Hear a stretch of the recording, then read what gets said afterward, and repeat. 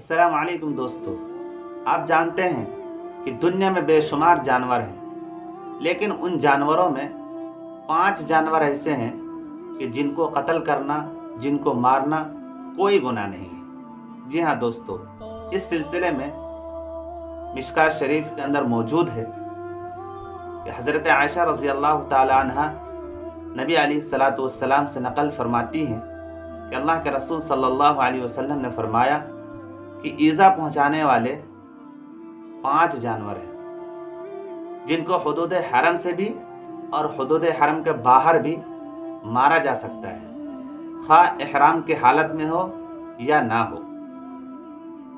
ان میں سے پہلا سانپ ہے، کیونکہ سانپ ایک ایسا زہریلا جانور ہے کہ اگر کسی شخص کو ڈس دے تو اس کے ڈسنے کی وجہ سے انسان کے جسم میں زہر پھیل جاتا ہے، اور زہر کے پھیلنے کی وجہ سے انسان مر جاتا ہے۔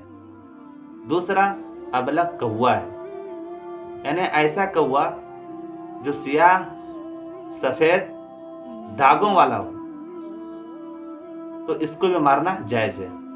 تیسرا چوہا ہے، تو چوہا عام طور پہ انسان کے سامان کو خراب کر دیتا ہے، تو جس کی وجہ سے اس کو مارنا جائز ہے۔ چوتھا کاٹنے والا کتا، جب کبھی کوئی کتا باولا ہو جاتا ہے، پاگل ہو جاتا ہے، تو کسی کو بھی کاٹ دیتا ہے۔ اسی طرح کسی کتے کو عادت ہو جاتی ہے کاٹنے کی، تو پھر ایسے کتے کو بھی مارنا جائز ہے۔ اور 5واں چیل ہے، تو چیل کو بھی مارنا جائز ہے۔ والسلام علیکم ورحمۃ اللہ۔